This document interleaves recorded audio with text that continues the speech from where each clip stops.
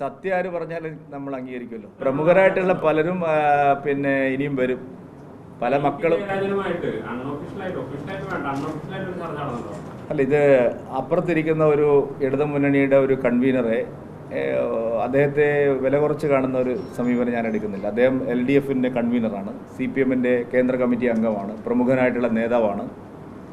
അദ്ദേഹത്തെ അപമതിപ്പുണ്ടാക്കുന്ന ചോദ്യങ്ങൾ എന്നോട് ചോദിക്കരുത്. കാരണം വെച്ചാൽ രാഷ്ട്രീയത്തിൽ നമ്മൾ ഒരു കാര്യം പറയുമ്പോഴേക്കും അത് BJPയുമായിട്ട് ചർച്ച നടത്തി എന്ന് വ്യാഖ്യാനിക്കേണ്ട കാര്യം അല്ല. കോൺഗ്രസ്സിന് അവരുടെ നേതാക്കന്മാരെ കൂടെ നിർത്താൻ കഴിയുന്നില്ല. ഇനിയും ആൾക്കാർ, മക്കളൊക്കെ ഇനി ധാരാളം ഉന്നത നേതാക്കളുടെ മക്കൾ ഇനിയും BJPയിൽ ചേരും. പുതിയ തലമുറ പ്രമുഖരായിട്ടുള്ള പല കോൺഗ്രസ് നേതാക്കളുടെയും മക്കൾ ഇതിനോടകം തന്നെ ഭാരതീയ ജനതാ പാർട്ടി ആയി കഴിഞ്ഞിട്ടുണ്ട്. ഇനിയും വരും ദിവസങ്ങളിൽ കൂടുതൽ മക്കൾ, അതായത് നെക്സ്റ്റ് ജനറേഷൻ, കോൺഗ്രസിൻ്റെ അടുത്ത തലമുറ പൂർണ്ണമായിട്ടും BJPയിലേക്ക് വന്നുകൊണ്ടിരിക്കുക.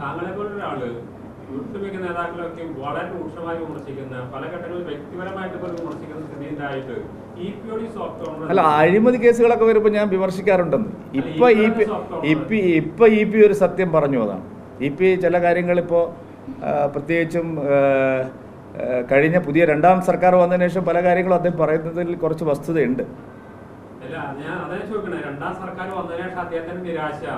അല്ല, അദ്ദേഹവും G. സുധാകരനും ഒക്കെ പല കാര്യങ്ങളും പാർട്ടിക്കകത്ത് നടക്കുന്ന പല കാര്യങ്ങളെ സംബന്ധിച്ചും ചില കാര്യങ്ങൾ വസ്തുതയുണ്ട്. വസ്തുതയിപ്പോൾ എനിക്ക് വസ്തുതയല്ല എന്ന് പറയാൻ പറ്റും.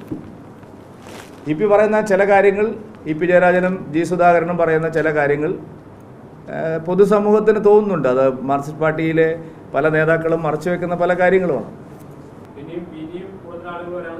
പിന്നെ ധാരാളം ആളുകൾ ഈ തെരഞ്ഞെടുപ്പിനോടനുബന്ധിച്ചും തെരഞ്ഞെടുപ്പിന് ശേഷവും NDAയിൽ ചേരും.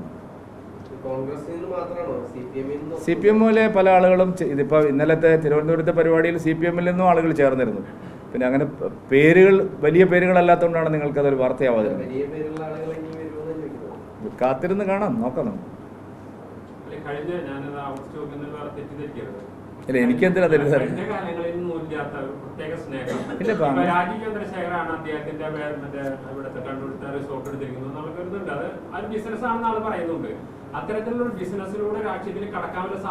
അയ്യോ, എനിക്കതറിയുന്ന അറിയില്ല. ഞാൻ ഈ ബിസിനസ്സും അറിയില്ല. ഇത് ഞാൻ അദ്ദേഹം പറഞ്ഞ ഒരു സത്യം, ഞാൻ അത് ശരിയാണെന്ന് ഞാൻ പറഞ്ഞു. അതായത് BJP ഫീൽഡ് ചെയ്തിരിക്കുന്ന സ്ഥാനാർത്ഥികളൊക്കെ നല്ല സ്ഥാനാർത്ഥികളാണെന്ന് അദ്ദേഹം ഒരു കാര്യം പറയുമ്പോൾ ഞാൻ എന്തിനാണ് അതിനെ എതിർക്കുന്നതെന്ന് നിങ്ങൾ എന്താണ് ഈ ചോദിക്കുന്നതിൻ്റെ അർത്ഥം?